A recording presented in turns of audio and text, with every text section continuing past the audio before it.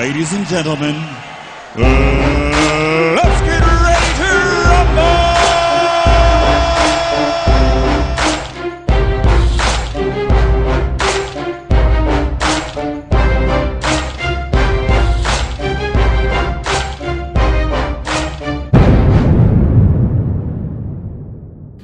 Wep les loustiques, j'espère que vous êtes en forme. Bienvenue sur la chaîne Paris Sportif Hockey pour le premier épisode de Parier sur une saison NHL avec votre serviteur Az. Donc sur cette chaîne, comme vous savez, on va voir ensemble l'évolution de ma bankroll sur l'année, sur la NHL, donc du coup exclusivement sur la saison régulière. Je vous proposerai également des pronostics gratuits à la fin de chaque vidéo, donc si c'est surtout ça qui t'intéresse, reste bien jusque la fin. Et tu peux t'abonner, appuyer sur la petite cloche et comme ça tu louperas aucun pronostic pour les prochaines vidéos. Donc tout de suite sans plus attendre, on va commencer par le commencement, ce qui nous intéresse vraiment, donc la bankroll. Donc, pour la bankroll on se retrouve sur Betivore. Alors Betivore, pour ceux qui connaissent pas, c'est une application en fait où tu peux noter tous tes paris, ça te ressort quelques statistiques, tout ça. Moi personnellement c'est la première année que je vais l'utiliser, donc j'ai pas beaucoup de données statistiques en fait sur Betivore. Donc là, comme je vais te mettre de toute façon une capture d'écran pour que tu vois mieux au pire, parce que je sais pas si ça sera très clair à l'écran. Donc moi tu peux voir que ma bankroll a été créée le 14 novembre 2020 à 16h37. Le capital de départ sur la bankroll était de 1000 €. Alors ces 1000 € étaient consacrés donc normalement à la saison NHL, que j'attendais au début au mois de décembre en fait, tout simplement je pensais que ça allait reprendre en décembre, finalement ça a tardé un peu vu que ça reprend que là. Et comme un con j'ai été jouer un peu sur tout et n'importe quoi entre temps, donc ce qui explique là le trou. J'ai perdu, donc tu vois bien, de toute façon je vous ai promis la transparence sur la vidéo, donc comme ça là il n'y a pas de mensonge, tu vois direct. Mon capital de départ était à 1000 € et là aujourd'hui il est à 795 €, donc ce qui fait une petite perte de 255 € sur les 2 derniers mois.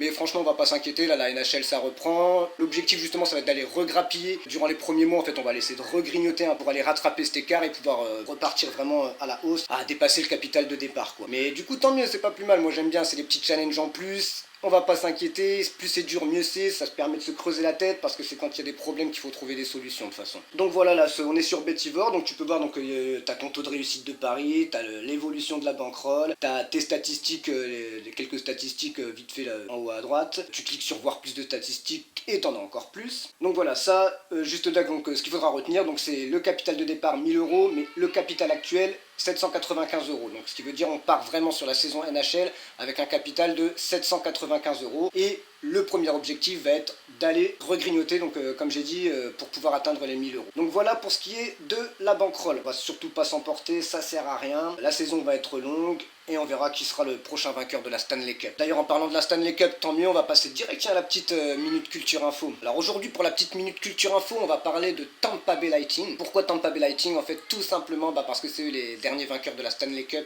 2019-2020. Ils l'ont remporté face à Dallas 4-2. C'est situé en Floride en fait, Tampa Bay. Ils ont déjà gagné 2 coupes Stanley, la première en 2003-2004 et donc la dernière en 2019-2020. L'équipe a été créée en 1992. Tampa Bay, ça fait une paire d'années là qui sont plutôt bons au classement. Ils jouent plutôt bien, donc équipe à surveiller cette année. D'ailleurs ils jouent ce soir, même si c'est pas du tout le match que je conseille à jouer ce soir, c'est la cote la plus facile, donc on va l'éviter. Voilà donc pour la petite minute culture info, Tampa Bay Lightning, dernier vainqueur de la coupe Stanley. Pour ceux qui ne savent pas, la coupe Stanley en fait c'est tout simplement c'est les playoffs, voilà, c'est la consécration pour les équipes NHL. Voilà pour la petite minute culture info. Je vous ai presque perdu, du coup on va continuer directement, on va aller voir, on va continuer avec les matchs du jour. On va aller sur le site résultat score, résultat flash, je vous mettrai la capture d'écran. Alors du coup, alors là comme vous pouvez voir, on a Philadelphia Flyers Pittsburgh à 23h30, Toronto Maple Leaf contre Montréal Canadiens à 1h, à 2h Tampa Bay Lightning rencontre Chicago Blackhawks.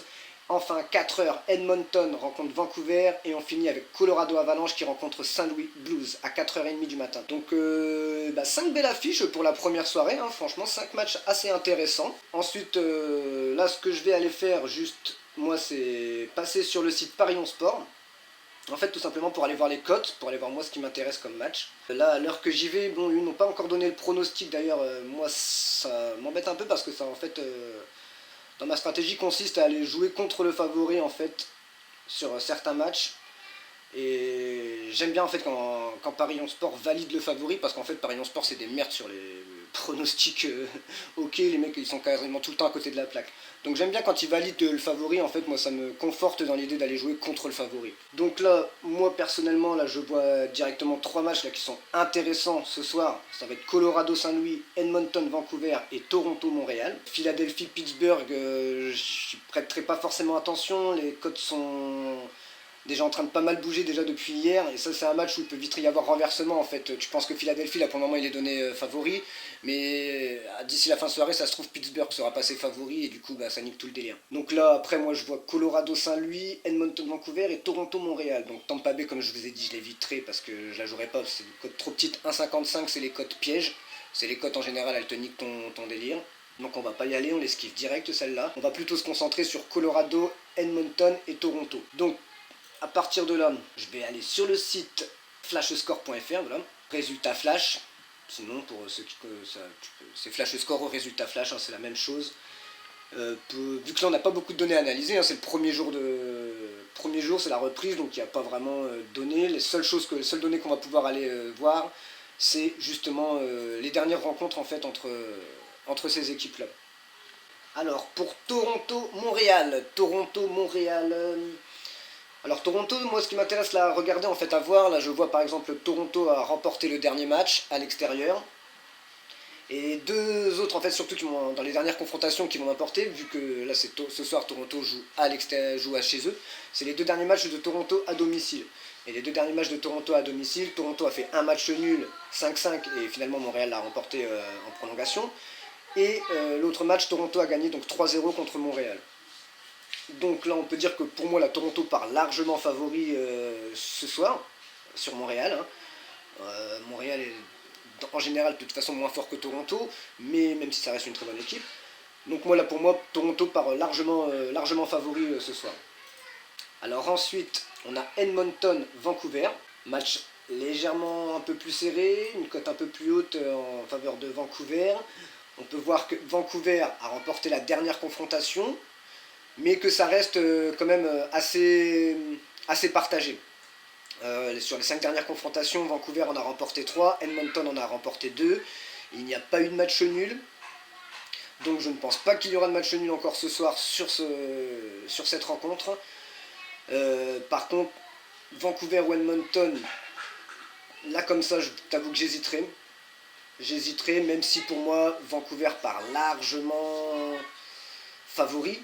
Edmonton, c'est pas non plus une des grosses équipes de la NHL. Donc je mettrai l'avantage à Vancouver sur ce match-là.